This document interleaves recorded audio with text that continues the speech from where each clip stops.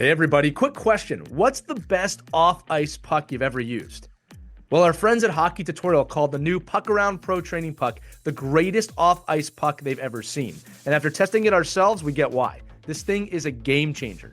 It's the same size and weight as a real ice hockey puck, and it's been designed with a scientifically engineered core that gives you the same on-ice feel for puck handling and shooting off the ice. That's not something we've ever seen before. They've even added a crosshatch design for better grip and authentic feel.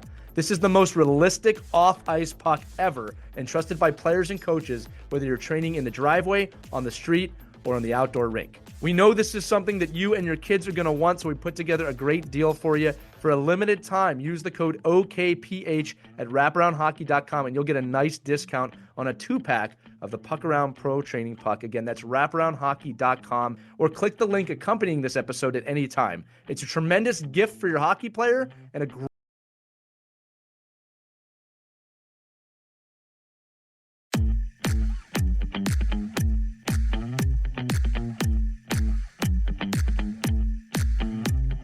Hello, hockey skaters and goalies around the world. Welcome back to another edition of the Ride to the Rink. It's Lee and Mike with you today. And look, you know what? I'm looking outside right now, Mike. It's sunny. It's spring outside. There might be some rain today because that's what happens in the spring.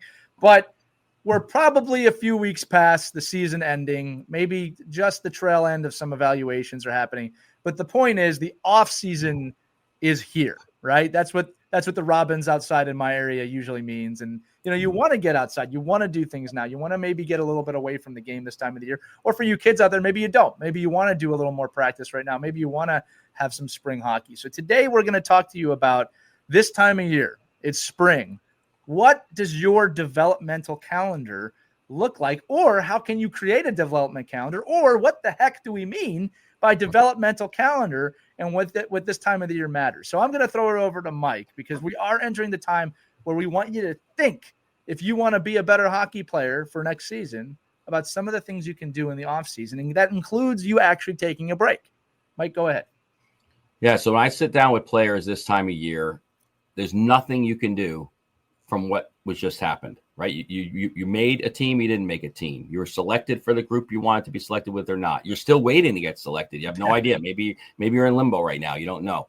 So there's nothing you can do about those things. But what you can do is plan your calendar. You can plan your development calendar. And I think what happens, a pitfall that happens to all of us, but mostly young hockey players and young athletes, is planning ahead to develop. Like you can't, any athlete that just wings it, that just gets up in the morning and says, what am I going to do today? Those are unsuccessful athletes at the end of the day. And my challenge to you is to come up with a developmental calendar. It could be as easy as a Google calendar with mom and dad, and just say, lay out right now, April, May, June, July, and August. That's all you need to have. And then black out all the dates you're doing something, family vacation, a cruise, a baseball tournament, a couple of hockey tournaments. Maybe you're going to a couple of hockey camps. Put all that in your calendar. Lay it all out there. And then look at the dates and say, oh, my God, do I have any dates left to develop? Because that's when development's going to happen.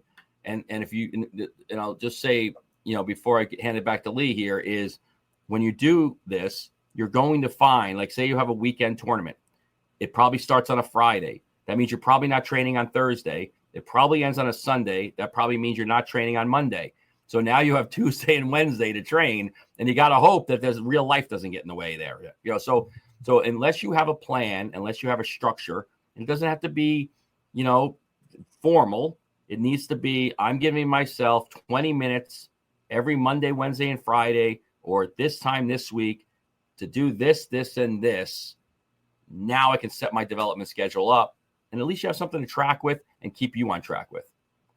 Yeah. And, Mike, I'll even start earlier than that. This is amazing advice you're giving. But, kids, to me, it's all about habits and creating great habits, right? So one of the things my own son does, which he did on his own, I didn't prompt him with this, was, we have so many devices in the house. He has told his device, hey, remind me every night at this time to do 20 push-ups.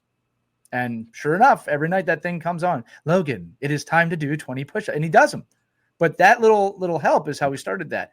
And then he created the habit of, It kind of, this is funny. It started after practice, but just shooting in at the net downstairs every day. So he's created these habits. And this is the funny part, my friends. It's really no more than 15, 20 minutes. All right. And for those that are young, that's not that much time.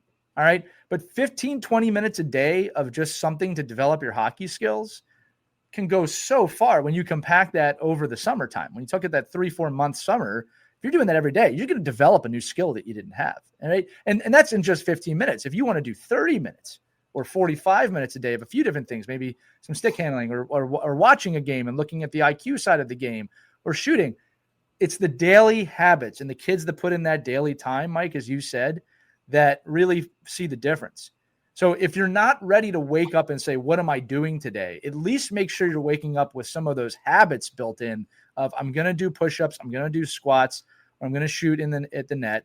It does not take much time to do those little things, and you still have most of the day left to go.